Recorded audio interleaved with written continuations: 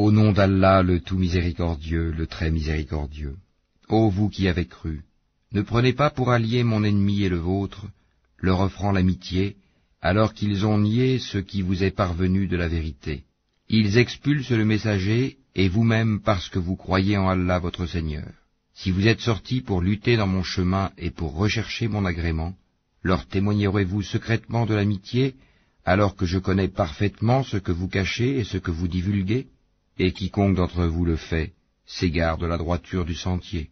S'ils vous dominent, ils seront des ennemis pour vous, et étendront en mal leurs mains et leurs langues vers vous, et ils aimeraient que vous deveniez mécréants. Ni vos proches parents, ni vos enfants ne vous seront d'aucune utilité le jour de la résurrection. Allah décidera entre vous, et Allah est clairvoyant sur ce que vous faites. Certes, vous avez eu un bel exemple à suivre en Abraham, et en ceux qui étaient avec lui, quand ils dirent à leur peuple, « Nous vous désavouons, vous et ce que vous adorez en dehors d'Allah, nous vous renions. Entre vous et nous, l'inimitié et la haine sont à jamais déclarées jusqu'à ce que vous croyiez en Allah seul. » Exception faite de la parole d'Abraham, adressée à son père, « J'implorerai certes le pardon d'Allah en ta faveur, bien que je ne puisse rien pour toi auprès d'Allah.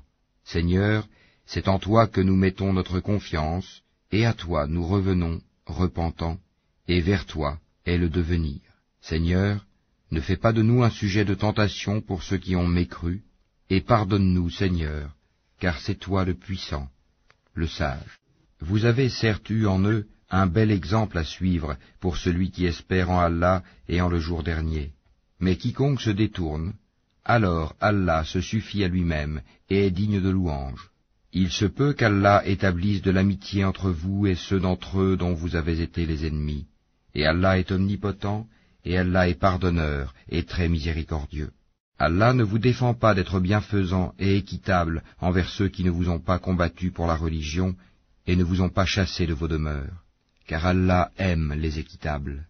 Allah vous défend seulement de prendre pour alliés ceux qui vous ont combattu pour la religion, chassés de vos demeures, et ont aidé à votre expulsion, et ceux qui les prennent pour alliés sont les injustes. Ô vous qui avez cru, quand les croyantes viennent à vous en émigrer, éprouvez-les. Allah connaît mieux leur foi. Si vous constatez qu'elles sont croyantes, ne les renvoyez pas aux mécréants. Elles ne sont pas licites en tant qu'épouses pour eux, et eux non plus ne sont pas licites en tant qu'époux pour elles. Et rendez-leur ce qu'ils ont dépensé comme mahar. Il ne vous sera fait aucun grief en vous mariant avec elles quand vous leur aurez donné leur mahar. Et ne gardez pas de liens conjugaux avec les mécréantes. Réclamez ce que vous avez dépensé et que les mécréants aussi réclament ce qu'ils ont dépensé. Tel est le jugement d'Allah, par lequel il juge entre vous, et Allah est omniscient et sage. Et si quelqu'une de vos épouses s'échappe vers les mécréants et que vous fassiez des représailles, restituez à ceux dont les épouses sont parties autant que ce qu'ils avaient dépensé. Craignez Allah en qui vous croyez.